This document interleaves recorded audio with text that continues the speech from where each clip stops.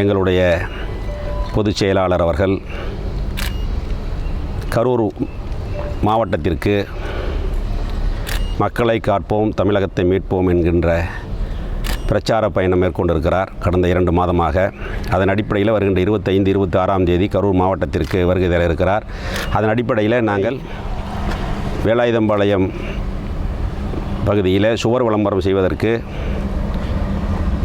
வேலை செய்த பொழுது திமுகவினர் அதில் திமுக என்று எழுதி தடுத்து நிறுத்தினார்கள். அதன் பிறகு நாங்கள் அந்த இடத்திற்கு சென்றோம். அங்கே போனப்போ கும்பல் வந்துருச்சு. அவங்க ஒரு சைடு எழுதிக்கிட்டு இருக்காங்க, நாங்கள் ஒரு சைடு எழுதக்கூடாதுன்னு சொல்கிறாங்க. அதுக்கப்புறம் வேலாயுதம்பாளையம் இன்ஸ்பெக்டர் ஓம் பிரகாஷ் அவர் அங்கே ஸ்பாட்டுக்கு வந்தார். வந்துட்டு பேசிட்டு யார்கிட்ட பேசிட்டு வருகின்ற 17ஆம் தேதி அவங்களுடைய தலைவர் தமிழக முதலமைச்சர் கரூர் வர்றதுனால அது வரைக்கும் நீங்கள் விளம்பரம் எதுவும் இடையூறு செய்ய வேண்டாம், 18ஆம் தேதி நீங்கள் விளம்பரம் செஞ்சுக்குங்க அப்படின்னு சொன்னார். இதெல்லாம் அவர் சொல்கிறாரு. வேலாயுதம்பாளையம் ஜூரிஸ்டிக்ஷன் சம்மந்தப்பட்ட இன்ஸ்பெக்டர் சொல்கிறார், நாங்கள் எஸ்பி பார்க்கணும்னு சொன்னோம். சரின்னு சொல்லி எஸ்பி வந்து இப்போ பார்த்தோம், மனுவாக கொடுத்துருக்குறோம். அந்த மனுவில் என்ன நடந்ததோ அதை எழுதி கொடுத்துருக்குறோம். இதுபோல் காலையில் விளம்பரம் செய்கிறதுக்கு வேலை ஆரம்பித்த உடனே அவங்க ஒரு சைடு எழுதிக்கிட்டு இருக்காங்க. இப்பவும் ஆரம்பித்த உடனே அங்கே கொஞ்சம் பிரச்சனை வர மாதிரி தெரிஞ்சுது.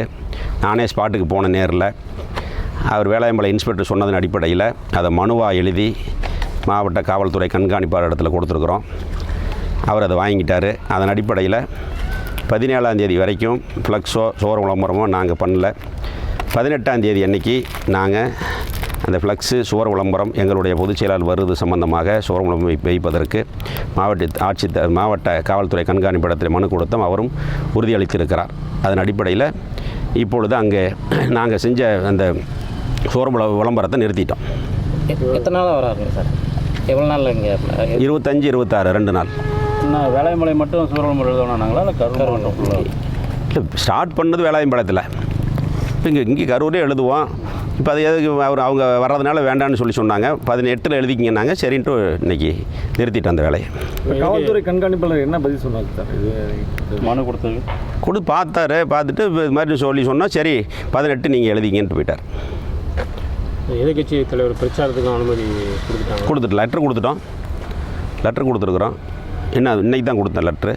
இன்னும் பதில் வரல. கரூர் எந்த பாயிண்ட் என்ன பண்ணுறது? கரூர் பஸ் ஸ்டாண்ட் ரவுண்டானா அந்த இடத்துல ஏற்கனவே எங்களுடைய பொதுச் செயலாளர் வந்து பேசியிருக்காரு.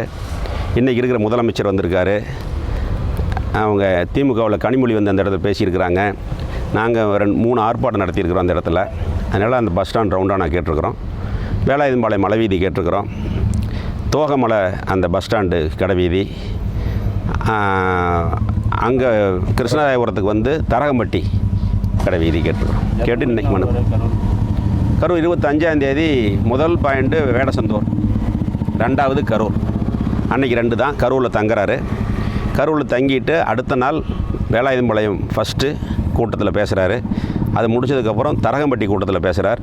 அதுக்கப்புறம் தோகமலை கூட்டத்தில் பேசிட்டு அப்படியே குளித்தலை, முசிறி, நாமக்கல் வழியாக சேலம் போகிறார் பொதுச் செயலாளர்.